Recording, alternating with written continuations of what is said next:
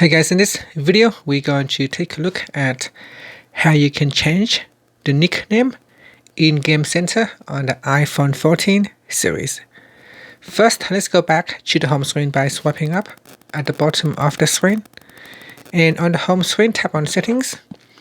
In Settings, scroll down and tap on Game Center. Next, tap on Nickname, and in here you can tap on the close button to delete the previous nickname, and now you can put in a new nickname.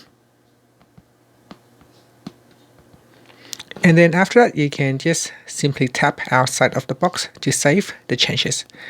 And that's it. That is how you can change the Game Center nickname on the iPhone 14 series.